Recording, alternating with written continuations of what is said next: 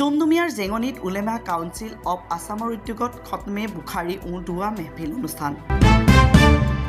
আজি নগাঁও জিলাৰ ডুমডুমিয়াৰ জেঙনিত খতমে বুখাৰী বিশ্ব শান্তিৰ বাবে এক দুৱা অনুষ্ঠান অনুষ্ঠিত হয়। আজিৰ এই অনুষ্ঠানত উপস্থিত থাকে কেন্দ্ৰীয় সমিতিৰ মুখ্য উপদেষ্টা আৰু প্ৰতিষ্ঠাপক সভাপতি, বৰ্তমান কেন্দ্ৰীয় কমিটিৰ সভাপতি মৌলানা আব্দুল্লাহ আহমেদ, কাৰ্যকৰী সভাপতি উমৰ আলী কাছিমি, সাধাৰণ সম্পাদক হাফিজ আবু হানিফা, সহকাৰী সম্পাদক মৌলানা আছাদুল ইছলাম, কোষাধ্যক্ষ হাফিজ সাইফুল ইছলাম, নগাঁও জিলা সমিতিৰ সভাপতি হাফিজ উক্কাৰী হাৰুণ ৰছিদ, কাৰ্যকৰী সভাপতি হাফিজ মৌলানা জিয়াউৰ ৰহমান, সাধাৰণ সম্পাদক হাফিজ উক্কাৰী উমৰ ফাৰুক আৰু জিলা সমিতিৰ অন্যান্য আলিম উলামাসকল। বিশিষ্ট অতিথি হিচাপে উপস্থিত থাকে মৌলানা আতাউৰ ৰহমান আৰু শ্বেইখ আব্দুল লতিফ চাহাব। সমাজসেৱক হিচাপে উপস্থিত আছিল দুখীয়াৰ দৰদী নেতা মনোৱাৰ হুছেইন ফাৰুকী আৰু প্ৰাক্তন সৈনিক সমাজকৰ্মী গাজিবুৰ ৰহমান। আজিৰ এই অনুষ্ঠানত বৃহত্তৰ অঞ্চলৰ প্ৰায় ৫০০ লোক উপস্থিত আছিল। News desk report Batadrava live. উদ্যোগত ইয়াতে বিশ্ববাসীৰ বাবে দুৱা অনুষ্ঠান আৰু বুখাৰী খতম অনুষ্ঠিত কৰিছে, কি ক'ব? হয়, আমি উলামা কাউন্সিল অফ অসমৰ নগাঁও জিলা সমিতিয়ে আয়োজন কৰা এক বিশেষ দুৱা অনুষ্ঠান আৰু ইছলামৰ দৃষ্টিত যেতিয়াই বিশ্ববাসীৰ ওপৰত কোনো দুষ্কৃতিকাৰী বা কোনোবাই অশান্তি সৃষ্টি কৰিব বিচাৰে বা কোনো ধৰণৰ আপদ বিপদ আহে, তেতিয়া পবিত্ৰ কোৰাণ খতম, বুখাৰী খতম ইত্যাদি পাঠ কৰি মহান আল্লাহৰ ওচৰত দোৱা কৰা হয়। সেই উদ্দেশ্যেৰে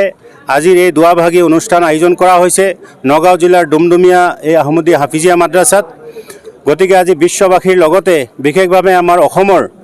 ইছলাম ধৰ্মাৱলম্বীসকলৰ ওপৰত যিমান ধৰণৰ নিৰ্যাতন হৈ আছে, অত্যাচাৰ হৈ আছে, আজি চৰকাৰ ফালৰ পৰাই হওক বা বেচৰকাৰৰ ফালৰ পৰাই হওক, আজি আপোনালোকে যিখিনি দেখিছে যে আজিৰ দিনত চৰকাৰে একাংশ বিশেষভাৱে মিয়া মুছলমানক টাৰ্গেট কৰি যি ধৰণে তুচ্ছ তাচ্ছিল্য কৰিছে, এই কাৰ্যক আমি উলামা কাউন্সিলৰ ফালৰ পৰা তীব্ৰ ভাষাৰে গৰিহণা দিছোঁ, নিন্দা জনাইছোঁ। মুখ্যমন্ত্ৰীয়ে তেখেতৰ ৰাজধৰ্ম পালন কৰিবলৈ আমি অনুৰোধ জনাইছোঁ যে মুখ্যমন্ত্ৰীয়ে যি ধৰণে মুছলমানসকলক লৈ তেওঁ যি ধৰণে বিৰূপ মন্তব্য কৰিছে, এনেধৰণৰ মন্তব্যৰ পৰা আঁতৰি থাকিবৰ কাৰণে আমি তেখেতক আহ্বান জনাইছোঁ যে আজি আচলতে মুৰব্বী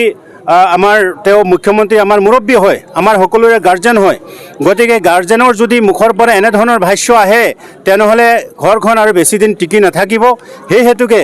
আজিৰ দিনত মিয়া মুছলমানসকলক লৈ তেওঁ যি ধৰণৰ তুচ্ছ তাচ্ছিল্য কৰিছে, বিশেষভাৱে তেওঁ কৈছে যে মই থকালৈকে মিয়া মুছলমানৰ শান্তি নাই। এনেধৰণৰ ভাষ্য এজন মুখ্যমন্ত্ৰী হ'ব পাৰে নেকি? মই আপোনালোকক সুধিছোঁ। এনেধৰণৰ ভাষ্য মুখ্যমন্ত্ৰীয়ে অনাগত দিনত যেন এনেধৰণৰ ভাষ্যৰ পৰা আঁতৰি থাকে, তাৰ বাবে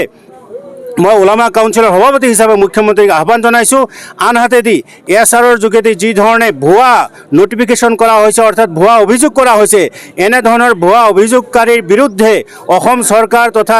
আয়ুক্তসকলে, জিলা আয়ুক্তসকলে বা নিৰ্বাচনী বিষয়াসকলে ব্যৱস্থা ল'বৰ কাৰণে আমি আপোনালোকৰ যোগেদি আমি আহ্বান জনাইছোঁ যে মানুহসকলক হেৰেছমেণ্ট নকৰিব। কোনোবা এজন মানুহে কোনো ধৰণৰ তেওঁ অভিযোগ কৰা নাই, সেই অভিযোগকাৰীসকলে আজিৰ দিনত আপোনালোকৰ মিডিয়াৰ সন্মুখত আহি পেলাই কৈ আছে যে মই যে অভিযোগ কৰিছোঁ মইতো নাজানো। গতিকে এনেধৰণৰ বহুত অভিযোগকাৰী ওলাইছে। গতিকে এনেধৰণৰ অভিযোগৰ ওপৰত ভিত্তি কৰি নিৰ্বাচনী বিষয়াই কিয় মুছলমানসকলক বা কিয় এই বিশেষভাৱে মিয়া মুছলমানসকলক এই কাঠঘৰাত থিয় কৰাব লগা হ'ল, কিয়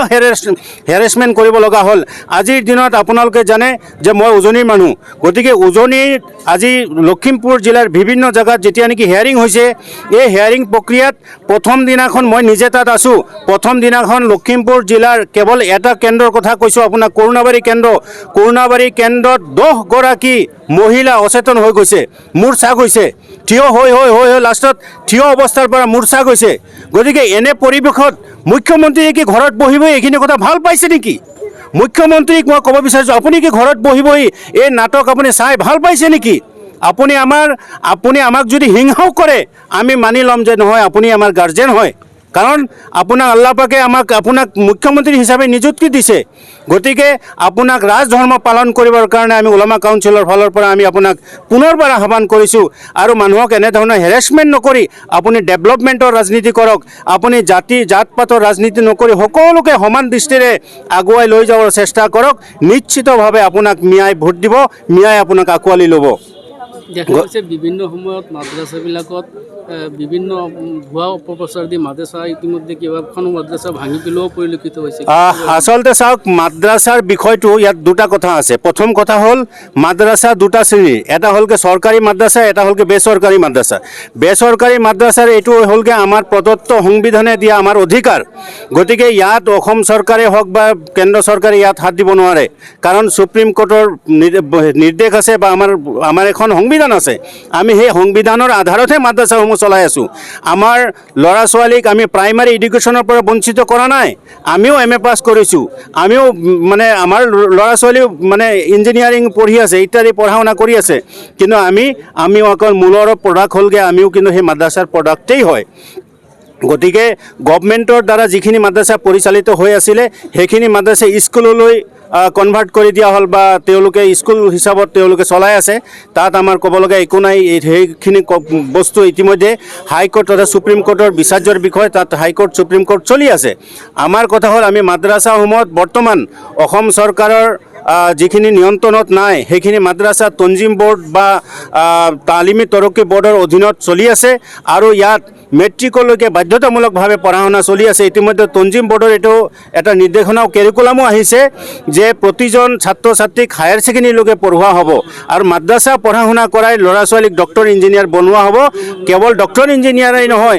একোজন ভাল নাগৰিকো হ'ব ইনশাআল্লাহ আপোনালোকে চাই থাকক অনুষ্ঠান অনুষ্ঠিত কৰিছে দুৱা মেহফিল তাত আপুনি অংশগ্ৰহণ কৰিছে কি ক'ব আচলতে জমিয়ত উলেমা নহয় আজি উলেমা পৰিষদ অসমৰ নেতৃত্বত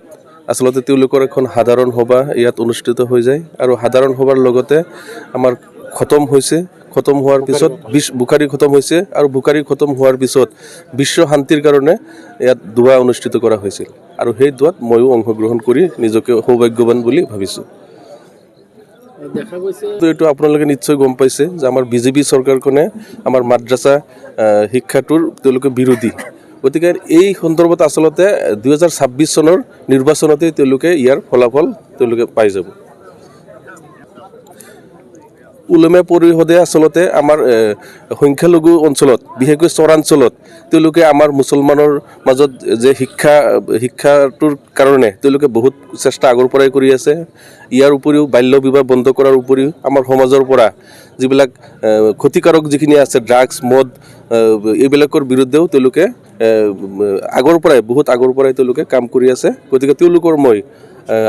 আগন্তুক দিনবোৰত তেওঁলোকৰ যাতে ভৱিষ্যত উজ্জ্বল হয় উলেমা কাউন্সিল পৰিষদে যাতে আগৰ দিনতো তেওঁলোকে এনেকুৱা আমাৰ সংখ্যালঘু অঞ্চলত আমাৰ মুছলমানৰ কাৰণে শিক্ষাৰেই হওক বা সমাজখন উন্নয়নৰ